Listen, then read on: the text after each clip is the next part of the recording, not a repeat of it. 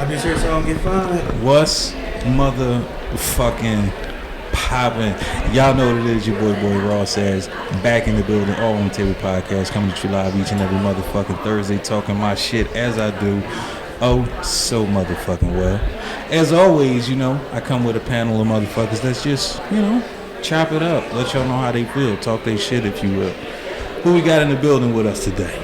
I'm Amanda from Amanda's Mindset here at my first Podfest. Roger that. You got Francisco from the Frankly Francisco podcast. It's also my first Podfest. I'm Bob from accounting. This fucking guy. DC with the shit, you know what I'm saying, with the businesses. Hey, man. So, we down here at Podfest, man. In 2024, we said we was changing our mindset. We was doing something different. We was going to do bigger and better things. We was making shit happen. We no longer sitting on our mitts.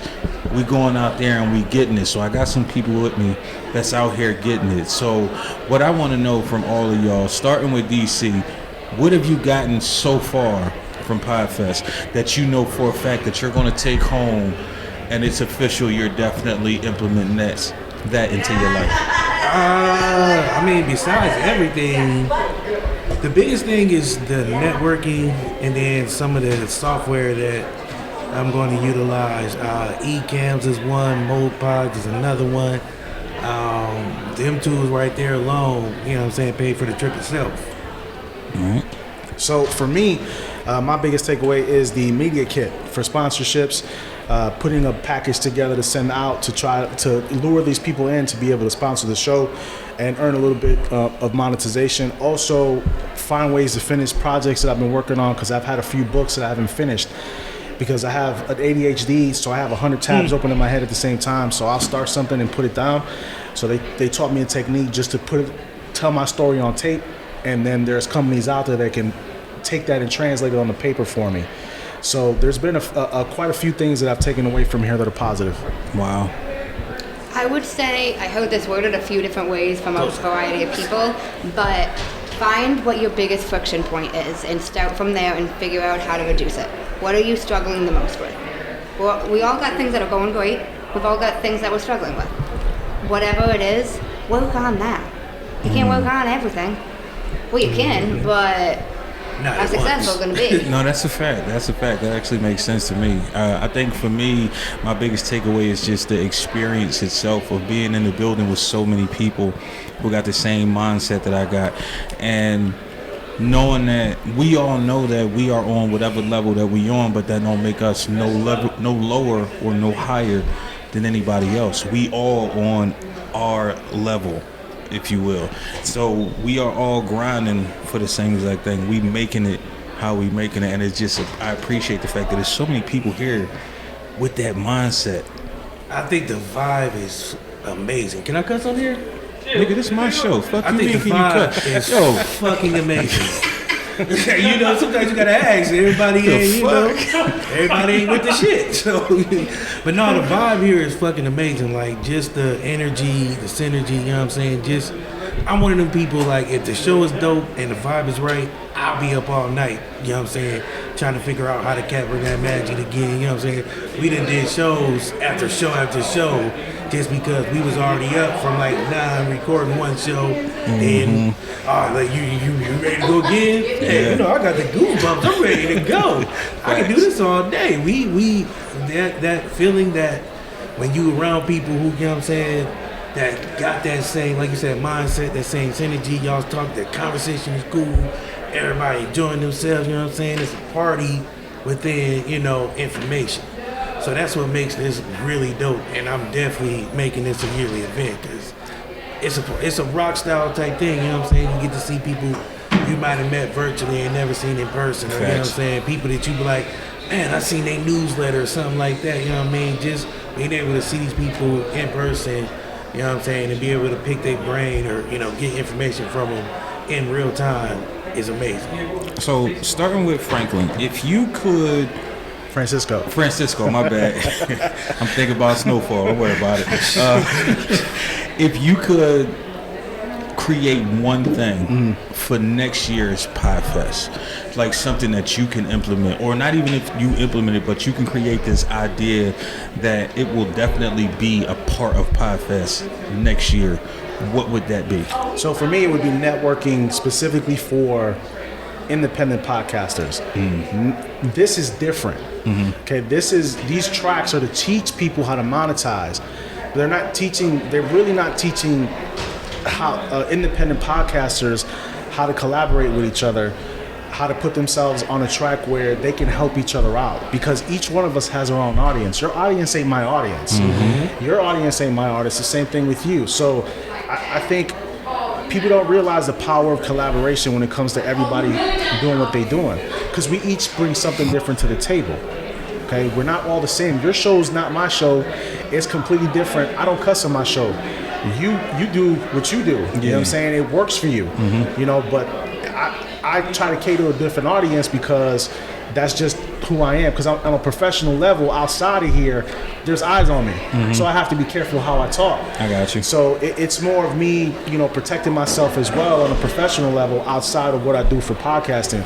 But I would say next year, I would, if I could suggest anything, is having a track on teaching how other podcasters how to collaborate and using each other to build their audiences. Makes sense. Miss Amanda?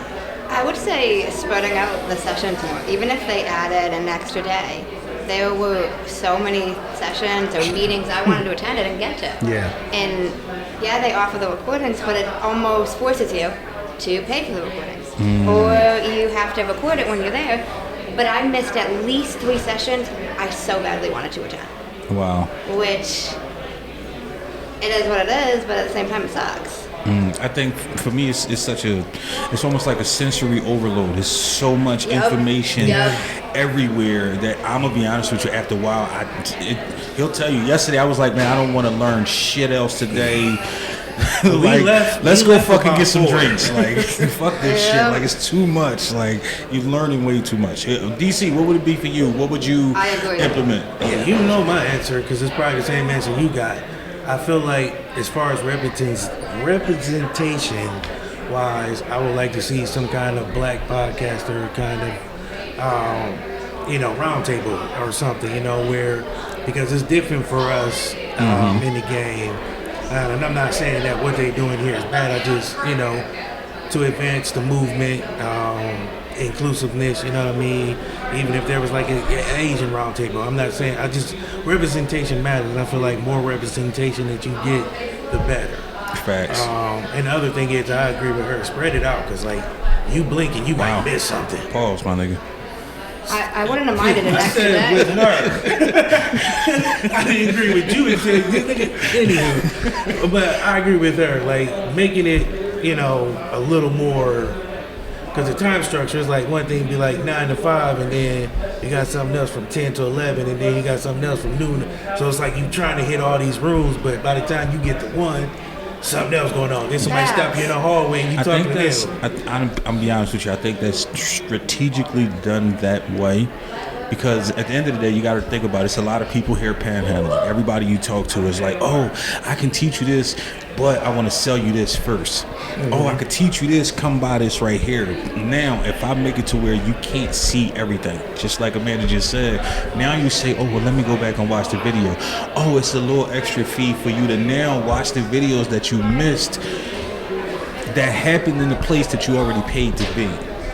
So it's part of the money grab, which is understandable. Everybody got to make their money. I'm pretty sure it costs a lot of money to rent out all these rooms for X amount of time. So I'm not mad at that part, but I definitely get what you're saying on that one. As for the black representation, I definitely do believe that's something I definitely will implement. And it don't have to be a whole lot. Even if it's 1 or 2 sessions of, hey, as black content creators, we could think like this, or just bringing black content creators together. Because when I first got here, he'll tell you the first thing I said was, damn, where the hell are we? Like, I don't see enough of us here. And that's not me saying that we have to be shown or we have to be seen, but at the same time, it's like, do enough of our people even know that this is even happening?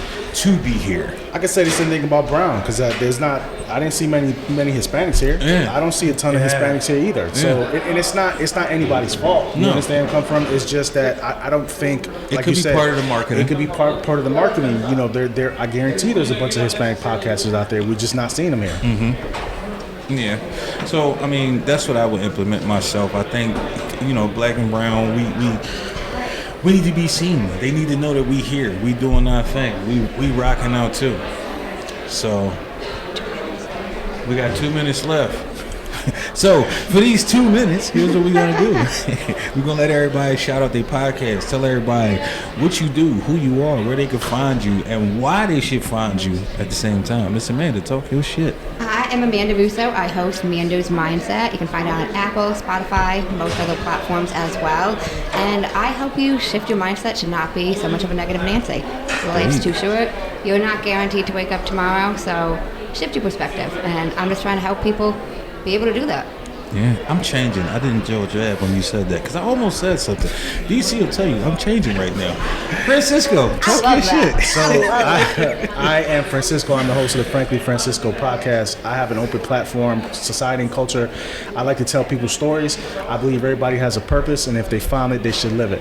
Facts. And I am on every streaming platform you could think of, down to Pinterest. I am everywhere to try to get as much exposure as I can out there. So just check me out. Pinterest is another one of those things I just fucking can't. I don't know. It's just something about it. I don't know. Facts. DC, talk your shit. Bob from accounting here. If you want to get White Man Jones tax firm, we can get your stuff going. We also got a rib joint in the back. You know what I'm saying? So everybody's welcome.